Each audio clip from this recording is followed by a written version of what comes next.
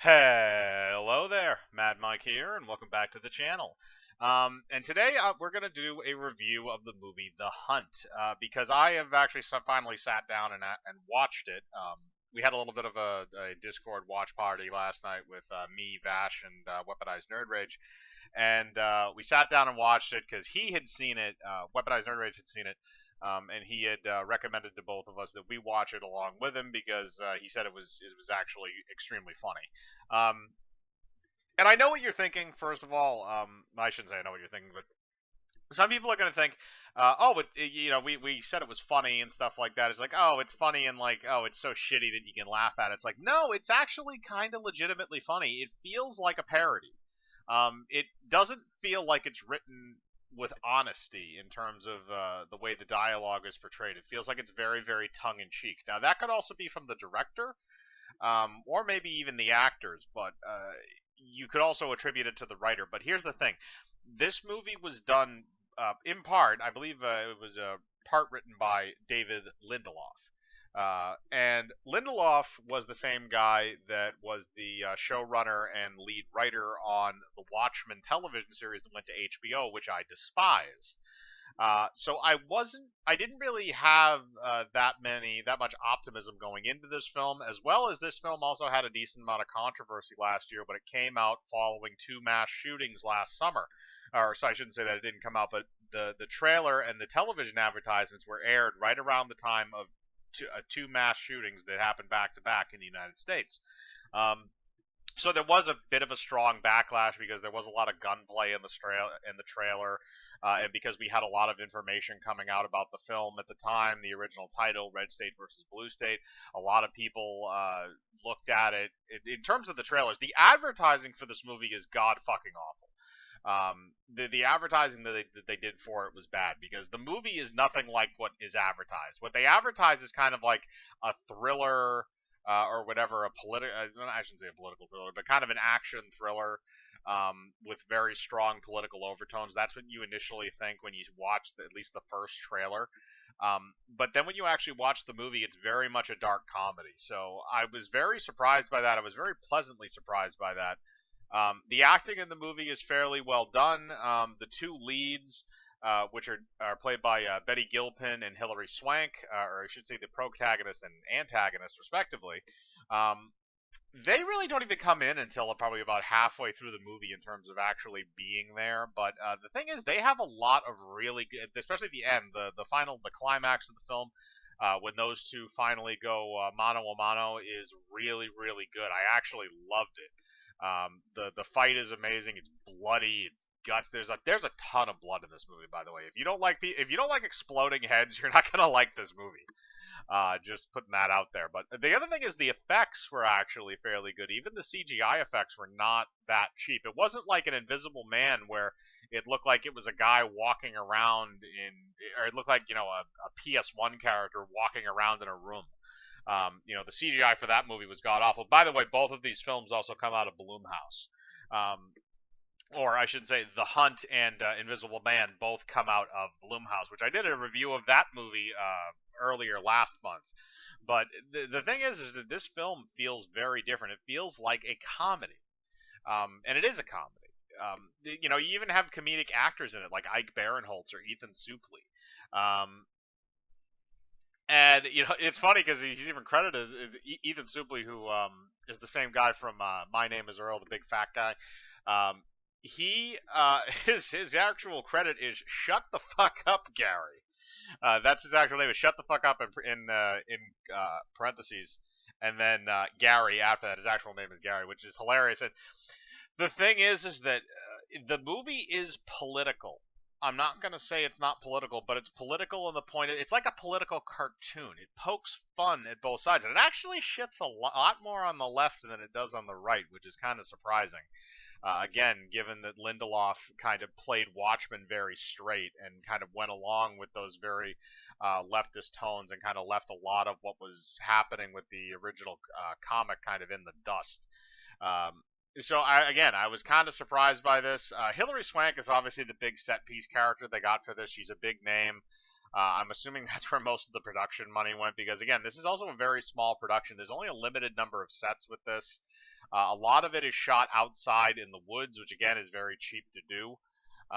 So it's not a high budgeted movie. If you're going to this and you want to see a bunch of CGI and action and stuff, you're not, or if you want to watch this and see that, you're not gonna get that. It's very, very down to earth. It's very straightforward. There's nothing that looks physically insane about it. But I will say this: the dialogue in the movie can be very, very cringy, especially when it's coming from the people that are portrayed as the upper, the elite leftists. Um, but the plot lines in the movie, if you're familiar with a lot of the political back and forth, especially stuff on Twitter and the social media and things like that, you're going to get a lot of the references they make, and again, 99% of it is just making fun of shit. It's done in such a way that it's just making fun of shit. And it's again, it's done in a very darkly comedic way.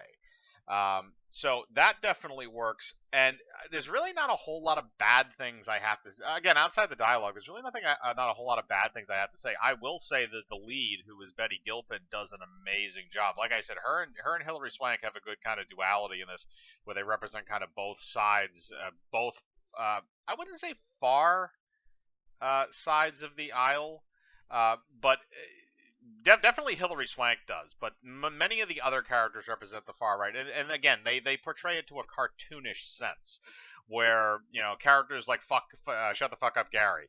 He's basically like kind of like a Rush Limbaugh type. He runs a podcast on the internet and stuff like that, and basically just spouts conspiracy theories. Or Alex Jones is probably a better example. That feels like more what they're trying to parody, except they actually toned down the crazy from regular Alex Jones, which I found kind of surprising. And then you have Hilary Swank, who's this very kind of up. I don't. Yeah, basically kind of uptight leftist, has a lot of money, runs a company. Doesn't really very suitish and very, very kind of a facade. It very soulless, I guess, is kind of how you would describe her character. Her character is extremely soulless and very uncompassionate towards really anything. She's a very cold and calculating human being. And then Betty Gilpin is kind of somebody that's caught in the middle. She doesn't really fall into either camp. She falls more on the right than she does on the left, I think, just based on the mannerisms and the stuff that she does. But there are moments in it where she shows like, oh well, I can like these things too, even though they're technically on the opposite side of the aisle from maybe where most of my other opinions stand. Somebody who's basically an independent or a normal person. Most people kind of fall in that independent, or I wouldn't say independent, but most people kind of fall in like the middle of the road on issues. They kind of take a little bit from one side and a little bit from the other. They're not necessarily dedicated to either or. And she's supposed to kind of represent that. And again, at the end of the movie, it all kind of makes sense if you look into the subtext, and I think it's actually very well done, which is again, it's very surprising from Lindelof, and it's even more surprising from Blumhouse lately, because they've had a string of kind of failures lately. They had Black Christmas, they had The Invisible Man, even though that was a commercial failure, the movie sucked. And they had stuff like Fantasy Island and things like that. They really had a production schedule of pretty much shit ever since the first Halloween movie they did in 2018. And now they're kind of coming full circle, where now this is a good comedy, and this is something that's a step outside of what the trope they're trying to push forward recently with all the horror films. So I like that idea about it, and I think it's worth a watch if you really do like kind of like dark political commentary, or dark comedy in general. I think you'll like it. If you like a lot of gunplay and action, I think you'll like it, because there are some good action set pieces in it. If you watch it and a little bit about the social climate and stuff like that, you'll definitely get some references that you'll probably get a couple chuckles at, because again, it's not taken overly seriously. But that's basically my review. It's worth a watch. The lead actresses both do great jobs. The supporting cast is relatively funny. The only thing that I would say is that some of the dialogue is pretty cringy, especially from the characters that are meant to represent the leftists. So it kind of makes sense. And then the motivation for Hilary Swank to do everything that she does is completely fucking hilarious, because it's just, I'm not going to give it away because it's a fun little twist in the movie, but her motivation is hilarious for why she's kidnapping and killing people. because that's really the whole plot of the movie is that all these right wing people are kidnapped by these very liberal leftist people, and they're hunted for sport. That's the whole idea of the thing. It's basically kind of like the Hunger Games with political overtones in terms of how you want to categorize the structure. But it's very different in the sense that it doesn't take itself seriously, and again, I like that. So, like I said, I'd recommend this for a watch. If you want something to kind of laugh at, that's kind of poking fun at current the current political climate. Again, I blame most of the misinformation on this from the advertising, because the advertising definitely made it look like one thing when it's really not. But I want to know what you think. Have you seen The Hunt? Do you like the movie? Do you not want to watch it because you're worried about the political overtones? Do you think that the advertising department did a shit job, as I did, in promoting this film for what it actually is, which is a black comedy instead of an action thriller?